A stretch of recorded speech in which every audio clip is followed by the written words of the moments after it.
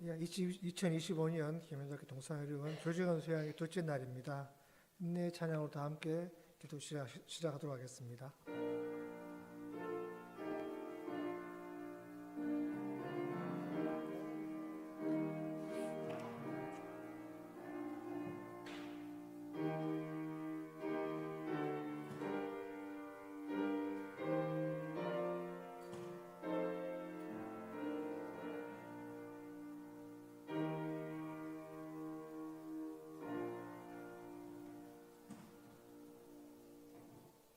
다음은 찬송가 459장 다 함께 부르겠습니다.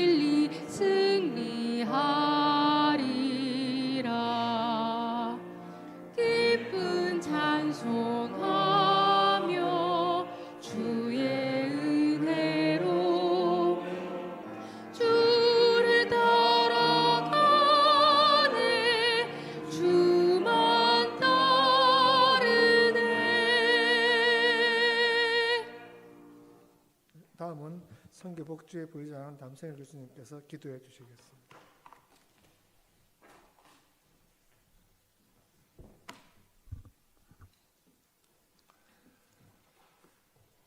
우리가 이 보배를 질그릇에 가졌으니 이는 심히 큰 능력은 하나님께 있고 우리에게 있지 아니함을 알게 하려 함이라.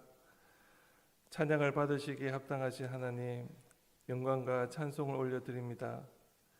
126년 전 동산병원을 세워주시고 지금까지 인도해 주신 하나님, 저희는 연약한 질그릇 같지만 그 안에 복음이라는 보배를 담게 하시고 감당할 수 없는 일들을 만날 때마다 우리의 힘이 아닌 하나님께서 우리 안에서 일하셨기에 오늘의 동산의료원이 있음을 고백합니다. 우리가 가지고 누리는 모든 것이 주님께서 주신 것임에도 불구하고 순간순간 하나님을 잊고 살아왔던 모습을 용서하여 주시옵소서. 주님, 126년 6주년을 지나면서 모든 구성원들이 주님께서 우리 동산의료원의 주인 되시며 우리 인생의 주인임을 고백하게 하시고 모든 선택의 순간마다 주님을 기억하게 하시고 우리 교직원과 학생 모두가 이곳을 사랑하며 기쁨으로 섬기게 하시며 주님의 영광이 드러나는 치유와 배움의 공동체가 되게 하여 주시옵소서. 특별히 어제부터 시작된 교직원 수양회를 축복하여 주시옵소서. 각 부서마다 하나님 나라의 복음이 살아 움직이게 하시고 기도가 다시 회복되며 성김의 기쁨과 성령의 열매가 풍성하게 맺히게 하여 주시옵소서. 오늘 말씀을 전하시는 악령성 목사님께 성령의 기름을 부으셔서 하나님 나라의 복된 말씀이 우리의 심령 깊은 곳에 새겨지게 하시고 모든 구성원이 말씀으로 새로워지는 은혜를 누리게 하여 주시옵소서. 오늘도 원치 않는 질병으로 동산의료원을 내원하시는 환자분들을 위로하여 주시고 속히 건강이 회복될 수 있도록 인도하여 주시옵소서. 빛 대신 주님, 우리 동산의료원을 늘 빛으로 인도하여 주시옵소서. 이 모든 말씀 예수님 이름으로 기도드리옵나이다. 아멘.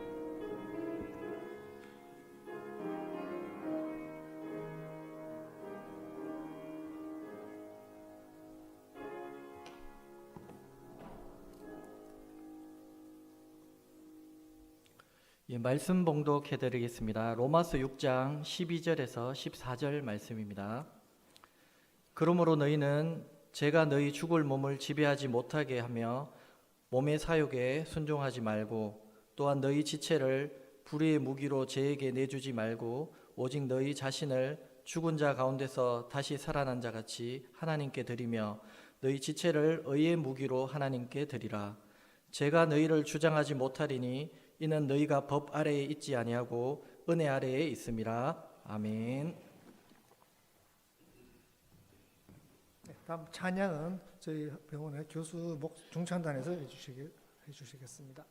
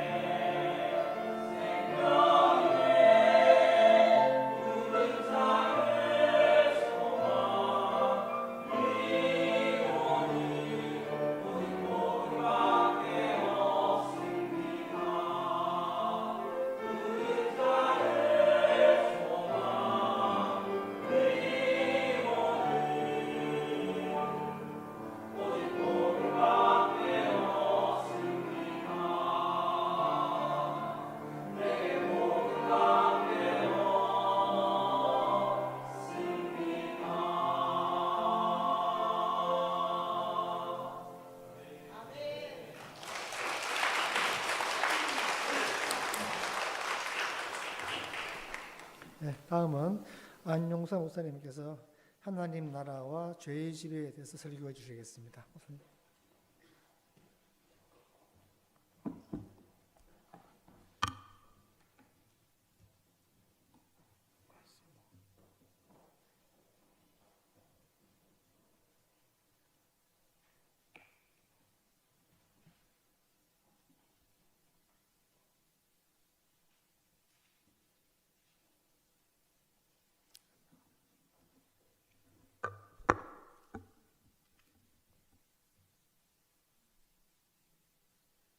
네, 안 나올까요? 나왔다. 네. 안녕하세요. 아직 출근 시간 전이죠? 네, 출근하기 전 시간에 출근 시간 맞춰오기 힘든데 이렇게 일찍 나오셔서 말씀을 사모하는 여러분들의 모습이 참 아름답습니다. 이제 둘째 시간입니다만 어느 사이에 동산의료원이 굉장히 익숙해진 것 같습니다. 어제 저녁과 오늘 아침에 우리 원장님과 또 여러 교수님들 함께 대화 나누면서 굉장히 가깝게 가까운 그 친구들이 있는 곳에 또 아는 분들, 지인들이 있는 곳에 온 것 같은 그런 친숙함을 느낍니다. 우리 원장님과 대화를 하다 보니까 뇌가 계속 깨어나는 것 같아요. 그래서 설교에도 도움이 되는 것 같습니다. 어제 하나님 나라 복음을 십자가 속죄의 복음과 비교해서 설명을 드렸습니다. 처음에 시작할 때는 뭔가 좀 긴장하면서 시작을 했는데 다 듣고 나서 보니까 별로 새로운 내용은 아니죠. 사실은 여러분들이 이미 다 가지고 있던 생각들, 이미 고민하고 있던 내용들 아닙니까? 그래서 강의를 하거나 또는 설교를 하고 나면 하나님 나라 복음이나 십자가 속죄의 복음이 뭐가 다른지 잘 모르겠습니다 하고 질문하시는 분들이 의외로 많이 있습니다. 왜냐하면은 결국은 우리가 다 믿고 있던 내용이잖아요. 성경에 담겨 있는 내용이고 믿고 있던 내용인데 전에는 십자가 속죄의 복음을 복음으로 고백하면서 그 내용을 다 믿고 있었기 때문에 뭐 그걸 하나님 나라 복음으로 설명하나 십자가 속죄의 복음으로 설명하나 뭐 같은 거 아니냐 이렇게 질문하시는 분들이 있어요. 그래서 오늘은 그 두 가지가 어떻게 같고 어떻게 다른지를 다시 한번 정리를 해보고자 합니다. 십자가 속죄의 복음, 하나님 나라의 복음, 그 차이는 무엇이 기쁜 소식이냐 하는 질문에 대한 답의 차이입니다. 복음은 기쁜 소식이라는 뜻이죠. 복음, good news, 좋은 소식, 기쁜 소식이라는 뜻인데 무엇이 기쁜 소식이냐? 십자가의 속죄가 기쁜 소식이다 이렇게 말하는 것이 십자가 속죄의 복음이고 하나님의 주 되심이 기쁜 소식이다 하고 말하는 것이 하나님 나라의 복음입니다. 그것이 왜 기쁜 소식이냐 했을 때는 인류는 근본적인 곤경 가운데 있다는 거죠. 그것은 우리가 지은 너무 많은 죄로 인하여서 우리는 죽은 후에 지옥에 갈 수밖에 없는 이런 심각한 문제 가운데 있는데 그 문제를 해결했어요. 죄의 형벌의 문제를 예수께서 십자가에서 대신 해결하시고 그 결과 우리는 천국에 가게 되었기 때문에 기쁜 소식이다. 이렇게 설명하는 것이 십자가 속죄의 복음이고요. 하나님 나라의 복음은 모든 인류는 죄의 지배 아래에 있다는 거예요. 그런데 우리가 죄의 지배로부터 해방되어 하나님 나라의 백성이 되었기 때문에 기쁜 소식이다 하고 설명하는 것이 하나님 나라의 복음이죠. 두 점에서 다른 겁니다. 공통점을 찾아보자면 두 복음의 공통점은 인간의 근본적인 문제가 죄에 있다 하고 보는 점에서 같습니다. 그리고 그 죄 문제의 해결은 오직 십자가에 있다 하고 보는 점에서도 같습니다. 그럼 뭐가 다르냐? 그 죄가 무엇이냐 하는 거예요. 죄라고 부르는 그것이 무엇이냐가 다르고 그러다 보니까 결과적으로 십자가에서 죄 문제가 해결되었다고 하는데 죄에 대한 이해가 다르니까 십자가에서 무슨 일이 일어났느냐 하는 것에 대한 이해도 다른 것이죠. 자, 여기에서 하나님 나라 복음과 십자가 속죄의 복음을 구별짓는 가장 근본적인 차이 가운데 하나가 죄에 대한 이해입니다. 죄가 무엇이냐? 여러분, 죄가 뭘까요? 우리는 보통 죄 그러면 우리가 짓는 나쁜 짓, 우리가 범하는 악한 행위들, 범죄라는 뜻으로 우리가 죄라는 말을 사용합니다. 그런데 성경을 잘 읽어보면, 특히 로마서를 읽어보면 죄라는 의미가 크게 두 가지 의미로 사용됩니다. 하나는 우리가 짓는 죄, 범죄라는 뜻으로도 사용되지만 그것이 아니라 우리를 지배하고 있는 지배자라는 의미로도 사용됩니다. 아까 우리 성경 봉독을 함께 하셨습니다만 로마서 6장 말씀을 읽다 보면 죄가 우리를 지배하고 있다는 것을 볼 수가 있어요. 왜 죄의 종으로 살려고 하느냐? 왜 죄가 너희를 주장하도록 하려 하느냐? 거기서 주장하다로 번역된 동사는 어제 우리가 왕이라는 명사가 동사가 되면 다스린다는 뜻이 된다고 했죠. 왕은 헬라어에서 바실리우스라는 단어인데요. 바실리오 그러면 다스리다, 왕 노릇하다 이런 뜻이 되고요. 주님은 퀴리오스거든요. 근데 퀴리오스가 동사가 돼서 퀴리유오 그러면 주님 노릇하다, 다스리다 이런 뜻이 됩니다. 그러니까 죄가 너희를 주장한다. 죄가 너희를 다스리지 못하게 하라. 죄가 지배자로 서술되는 거예요. 로마서 5, 6, 7, 8장에 계속 그 지배자로서의 죄가 나타납니다. 이렇게 크게 두 가지로 죄가 사용됩니다. 여기에서 지배자로서의 죄는 사탄을 가리키는 다른 이름이에요. 성경이 사탄을 가리킬 때 사탄이라는 용어로 표현하기도 하지만 여러 가지 다른 용어로 표현을 합니다. 아마도 사탄이라는 용어에 대해서 우리가 가질 수 있는 여러 가지 오해 때문에 그렇다고 생각합니다. 여러분 사탄 그러면 어떤 생각이 드시나요? 대개 현대인들에게 사탄 그러면 두 가지로 나뉩니다. 하나는 성경에 있는 사탄에 대한 내용들 그냥 문자적으로 그대로 믿는 그런 분들이 있는가 하면 또 한편에는 에이 그런 게 어딨어 하고 그건 옛날 신화적인 존재지 신화 속에나 있는 것이지 그런 게 어딨어 하고 생각하는 양편으로 나뉩니다. 양편 다 극단이에요. 답은 중간에 있습니다. 사탄은 신화적인 존재가 아닙니다. 성경이 말하는 사탄은 전설 따라 삼천리에 나오는 무서운 밤에 나타나서 우리를 놀래게 하는 귀신과 같은 존재. 물론 그렇게도 나타나지만 그것이 사탄의 본질이 아니라 사탄은 현실의 심층에, 현실의 배후에서 현실의 심층에서 현실을 움직이고 있는 존재입니다. 구약 성경을 읽어보면 이 사탄이라는 존재가 처음부터 나타나지 않아요. 구약 성경을 역사적으로 읽어보면 계시의 발전이 있습니다. 하나님께서 이스라엘 백성들에게 하나님의 뜻을 계시하여 주셔도 이스라엘 백성들이 잘 알아듣지를 못하는 거예요.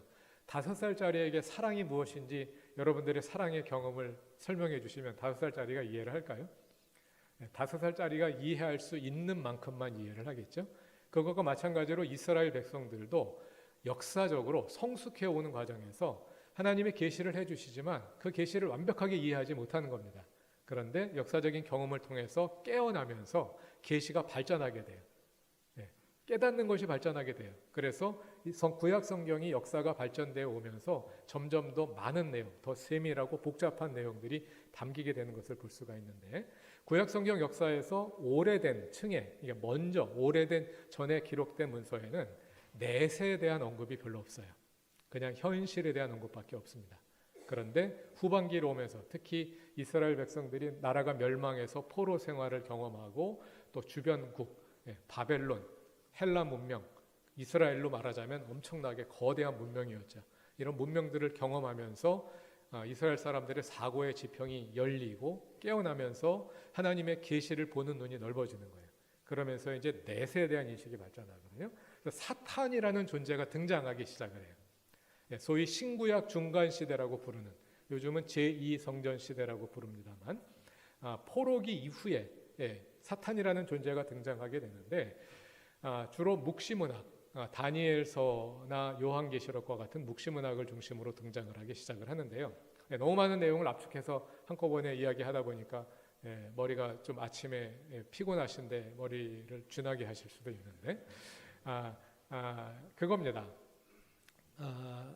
이 사탄이라는 존재는 어떤 질문으로부터 등장하기 시작을 하는 거예요. 이스라엘 백성들이 그 전까지는 이 질문이 없었는데 포로 생활을 거치면서 여러분 신정론이라고 부르는 신학의 분야가 있습니다. 신정론이 뭐냐면 신학에서 가장 대답하기 어려운 질문 가운데 하나인데 하나님이 이 땅을 다스리시는데 왜 이 세상에 악이 존재하는가?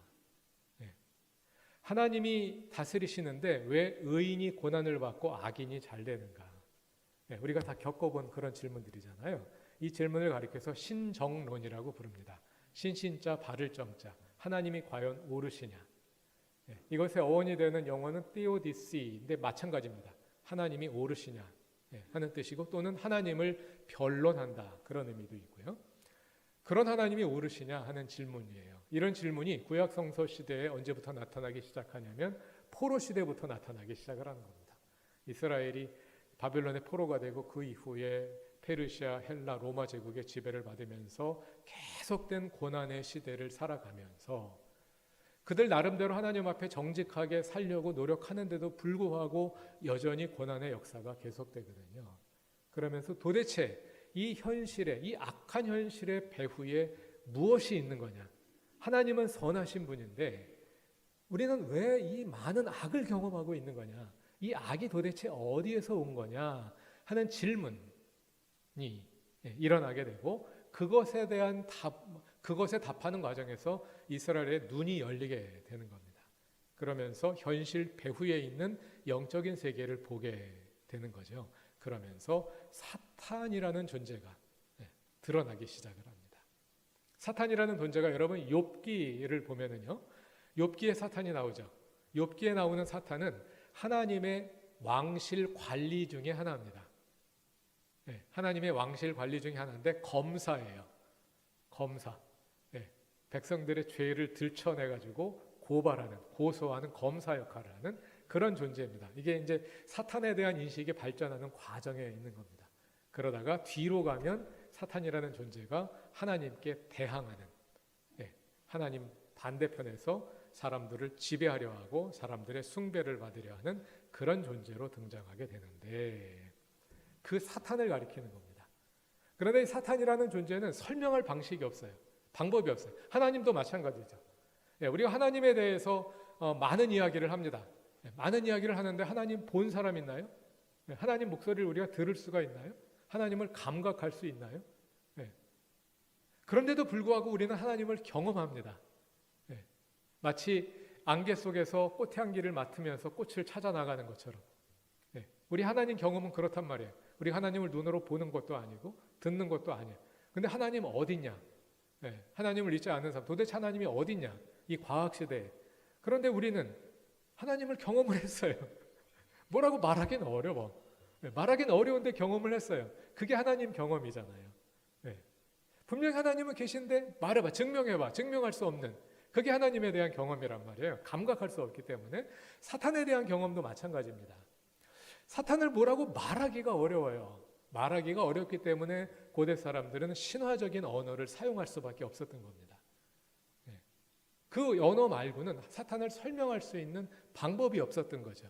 그래서 신화적인 언어를 동원할 수밖에 없었는데 그런데 바울의 통찰은 어디에 있느냐 하면 어떻게 우리의 사탄의 존재를 알아낼 수가 있느냐.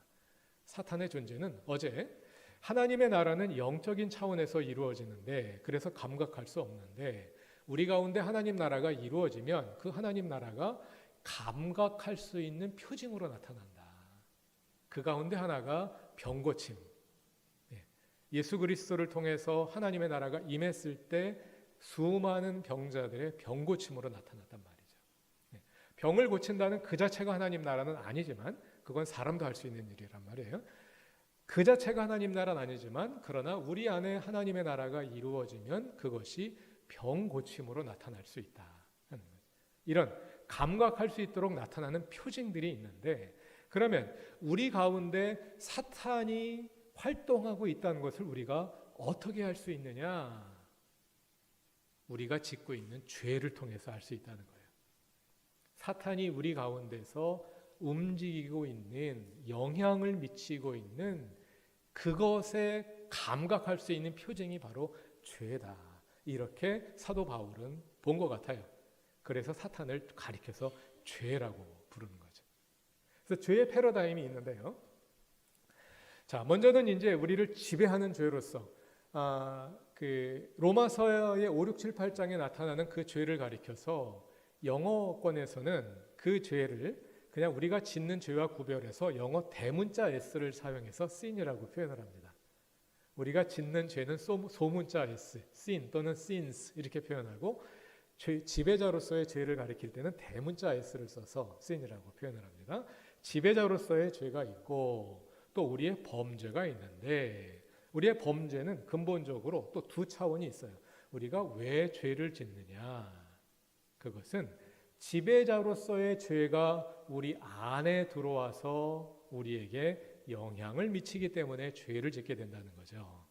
그래서 죄를 다시 두 번째 두 차원으로 나눌 수 있는데 하나는 하나님의 주 되심을 거부하고 죄의 지배를 따르는 그 근본적인 범죄. 목사님 제가 몇 분까지 하면 되죠? 10? 예? 3, 40분? 아, 예. 제가 오늘 준비하지 않은 얘기를 막 하고 있어가지고 시간이 길어지고 있어요. 네. 그리고 그 열매로서 나는 악한 행위들 이렇게 나타날 수가 있다는 거예요. 자, 여러분, 왜 이 죄의 패러다임이 왜 이렇게 중요하느냐 하면요, 우리가 성경을 읽다 보면 속죄라는 말이 있고 속량이라는 말이 있습니다. 그렇죠? 속량, 구속, 대속, 속죄 이런 단어들이 있는데 어떻게 다를까요? 속죄와 속량이 어떻게 다를까요? 속죄는 3번 죄에 해당하는 거예요. 예. 우리가 지은 죄를 해결하는, 죄의 형도를 해결하는 이걸 가리켜서 속죄라고 부르고요.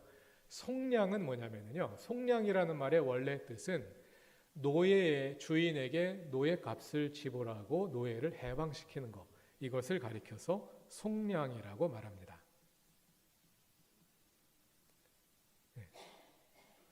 네, 이것이 속죄와 속량의 차이예요. 그리고 속량이라는 말을 다른 말로는 대속이라고 말하기도 하고 구속이라고 말하기도 하고 번역되기도 하고 다 같은 헬라어입니다. 리트로시스, 아폴리트로시스 같은 헬라어들인데요. 다 같은 말을 번역한 거예요. 대속, 구속, 속량은 우리를 죄의 지배로부터 해방시킨다 하는 뜻이고, 속죄는 우리가 지은 죄의 문제를 해결한다 하는 뜻이에요. 십자가 속죄의 복음은 3번 죄에 관심이 있는 겁니다. 하나님 나라의 복음은 우리를 근본적으로 죄의 지배로부터 해방시켜서 하나님 나라 백성이 되게 하는 그 복음입니다. 결국 속량으로 그런데 속량과 속죄, 죄의 1, 2, 3번의 관계는 무엇과 같으냐면, 여러분들은 의료진들이시니까 질병으로 말하자면 3번은 증상에 해당하는 거예요. 예, 기침이 나고 열이 나는 겁니다. 그러면 우리가 기침약, 해열제를 먹으면 날 수도 있는데, 날 수도 있지만 안 날 수도 있잖아요. 어떤 병이냐에 따라서. 근본적으로 질병을 잡아야 되는 거잖아요. 저 2번이 질병입니다. 예, 하나님의 주되심을 거부하고 죄의 지배를 따르는 저 질병으로부터 증상이 나타나는 거예요. 그런데 질병에는 여러 가지 원인이 있지 않습니까? 바이러스든지 뭐 면역 체계 문제라든지, 여러분 전공 분야라 제가 더 이상 얘기하지 않겠습니다. 네, 얘기할수록 무식함이 드러날 거기 때문에. 그래 어쨌든 여러 가지 질병의 원인이 있잖아요. 저 1번 죄가 바로 질병의 원인이 되는 겁니다. 네. 그러니까 근본적으로 우리의 죄 문제를 해결하려면 질병의 원인을 잡아야 하겠죠. 저 원인을 그대로 둔 채로 증상만 해결한다 그래서 질병의 문제가 해결되지 않잖아요. 네, 마찬가지입니다. 우리의 구원은 저 3번 우리가 지은 죄를 해결한다 그래서 우리의 구원이 완성되는 것이 아니라 근본적으로 우리를 죄의 지배로부터 해방하도록 해야, 벗어나도록 해야 우리의 구원이 이루어지는 거죠. 이것이 하나님 나라 복음입니다. 이 패러다임이 굉장히 중요합니다. 이 패러다임이 그대로 복음에도 적용돼요. 복음이란 무엇입니까? 하나님의 주되심, 1번에 상응하는 것이고, 믿음이란 무엇입니까? 하나님의 주되심을 받아들이는 거죠. 그러면 3번 그 결과로 선한 행위들이 나타나게 되는 거죠. 이 패러다임이 로마서를 읽는데 굉장히 중요합니다. 오늘 저녁에 로마서의 복음과 우리의 행위에 관련된 내용들을 말씀드릴 텐데 이 패러다임을 잘 기억하고 계시기 바랍니다. 자, 이런 이제 이 하나님 나라와 죄의 지배라는 이런 패러다임은 성경 전체를 관통하는 중심 주제예요. 성경 전체가 하나님의 주되심입니다. 창조 뭐겠어요? 에덴 동산에 선악과가 있죠. 선악과는 하나님의 주 되심을 상징하는 겁니다. 왜 하나님께서 그런 함정을 파가지고 우리 모든 사람들이 아담과 하와가 선악과 따먹을 줄 다 알면서 이렇게 함정을 팠느냐 이렇게 오해하시는데, 왜 그런 질문을 하게 되냐면 우리에게 자유의지가 있다는 것을 생각하지 않기 때문에 그런 질문을 하시게 되는 거예요. 하나님은 우리를 자유로운 존재로 선택하셨습니다. 심지어 하나님의 주 되심을 거부할 수 있는 자유까지 주신 거예요. 그게 선악과입니다. 내가 선택해라. 하나님의 주 되심을 선택할래? 거부할래? 하나님의 주 되심을 선택하면 어떤 일이 벌어질까요? 동산에 있는 모든 나무의 실과는 내가 마음대로 따먹어도 좋다. 내 마음대로 해도 좋다. 완전한 자유가 주어지는 거예요. 여러분, 아담과 하와는 하나님의 뜻을 어떻게 분별했을까요? 아담과 하와가 아침에 일어나가지고 오늘 내가 하나님의 뜻대로 살아야지 결심했습니다. 하나님의 뜻이 무엇인지 어떻게 분별할까요? 아담과 하와는 자기 하고 싶은 대로 하면 그게 하나님의 뜻입니다. 우리의 의지와 하나님의 뜻이 완전히 일치된 상태, 그것이 하나님의 주 되심이 온전히 이루어진 상태입니다. 그 상태는 완전한 자유예요. 하고 싶은 대로 하면 돼요. 그게 하나님의 뜻이에요. 선악과를 그대로 두면 하나님의 주 되심이 그 자리에 온전하게 세워져 있으면 완전한 자유가 주어집니다. 그것이 창세기가 보여주는 거예요. 창세기의 주제, 하나님의 주 되심입니다. 출애굽기로 넘어가면 율법이 주어지죠. 모든 율법은 10계명으로 요약되고 10계명은 제1계명으로 압축되는데 제1계명이 뭡니까? 나 외에 다른 신을 내게 두지 말라. 하나님만 주님으로 삼아라, 이거죠. 모든 10계명의 요약, 하나님의 주 되심입니다. 이스라엘이 왕족으로 넘어갑니다. 이스라엘 왕국이 다른 왕국과 다른 점이 무엇일까요? 그것은 왕이 아니라 하나님이 왕이시다. 이게 이스라엘의 왕정의 정신이에요. 왕은 하나님의 왕 되심을 실현하는 매개예요. 이스라엘 왕들 가운데 다윗이 가장 모범적인 왕으로 평가됩니다. 그렇죠? 열왕기를 보면 왕들을 평가할 때 다윗 같았다, 다윗 같지 않았다 이렇게 평가하죠. 여러분 잘 아시지만 다윗이 그렇게 완전한 사람이 아니잖아요. 큰 범죄를 저질렀고 많은 실수를 했잖아요.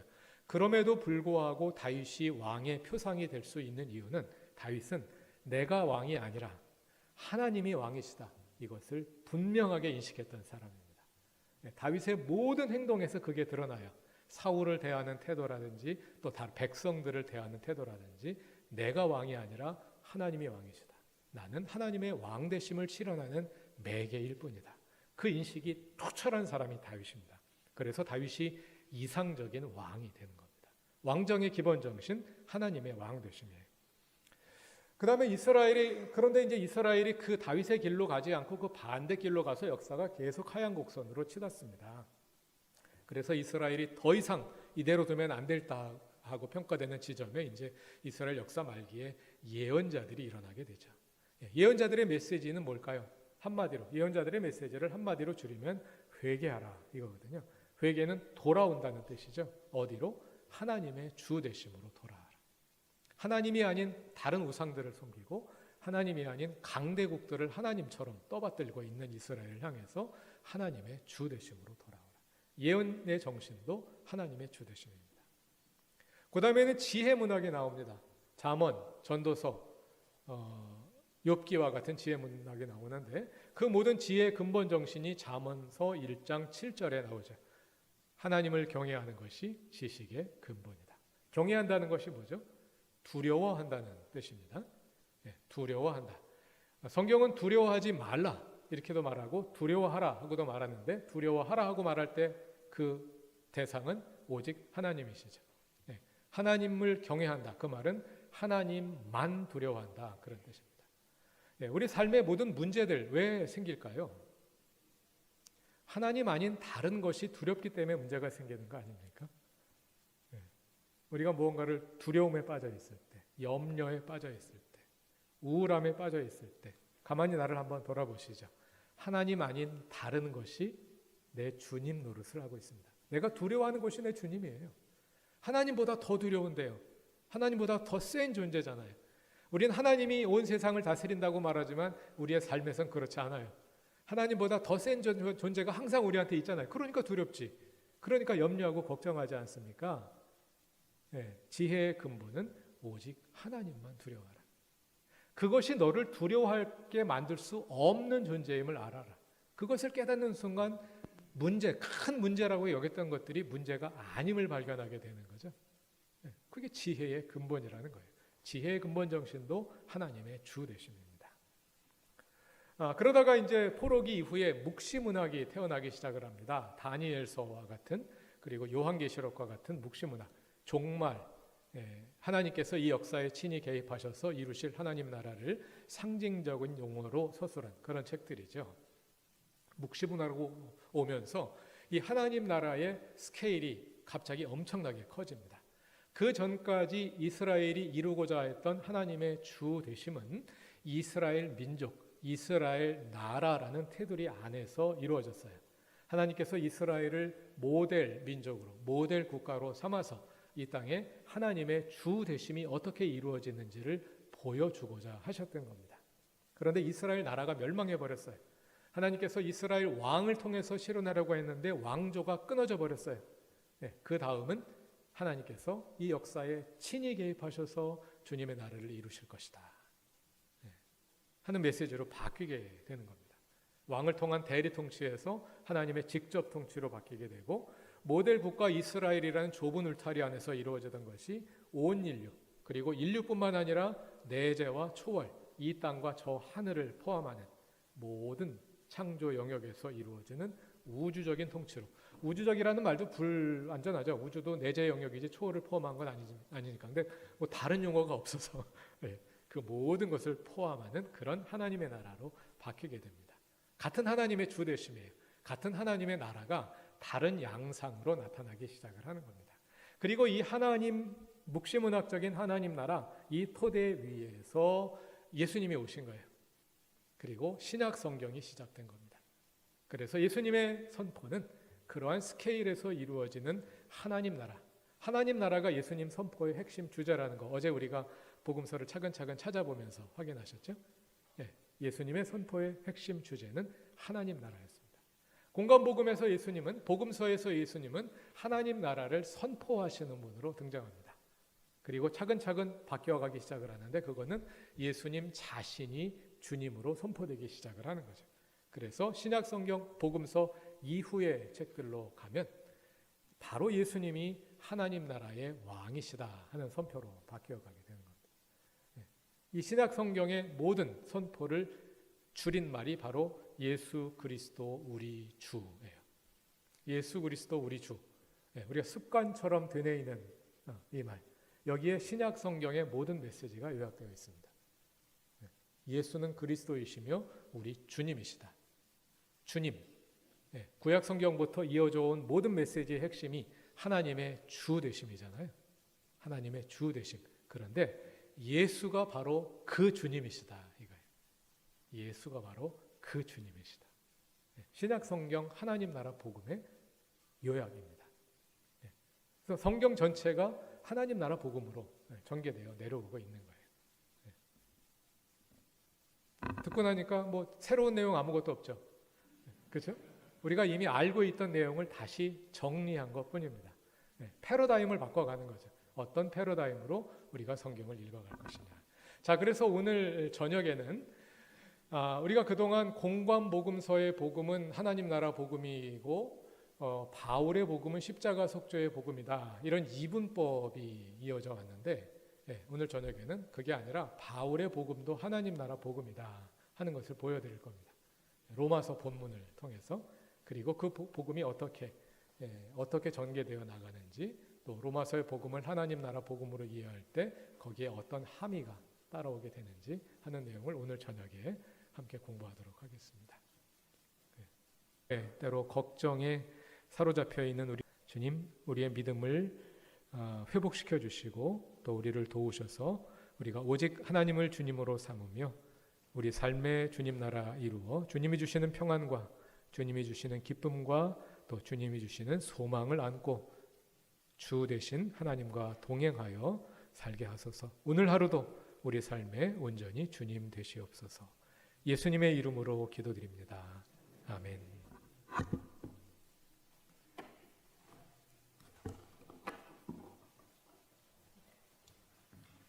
다음은 선교 복지회 박기범 총무님께서 광고 말씀 보여주시겠습니다. 네, 광고 드리겠습니다. 어제보다 많은 교직원 여러분이 참석해 주신 것 같습니다. 많은 참석에 감사드립니다.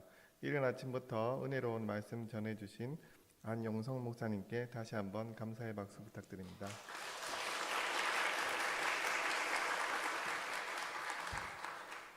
수양의 순서에 대해 안내드립니다. 두 번의 수양의 순서가 남았습니다. 오늘 오후 5시 50분, 내일 목요일 아침 8시에 이곳 동천 예배당에서 진행됩니다. 남은 두 번의 수양에도 교직원 여러분의 많은 관심과 참석 부탁드립니다. 선교복지회에서 아침 간식을 준비했으니 나가시면 받아가시면 됩니다. 감사합니다. 예, 선교 수양 2차 마지막으로 목사님께서 축도로서 마치도록 하겠습니다. 우리 주 예수 그리스도의 은혜와 하나님의 사랑과 성령의 사귐이 오늘도 주님을 기억하고 주님을 가까이하며 오직 주님을 주님으로 삼아 이 하루를 살기를 원하는 동산의료원에 속한 모든 믿음의 가족들 위해 영원히 함께하옵시기를 간절히 축원하옵나이다. 아멘.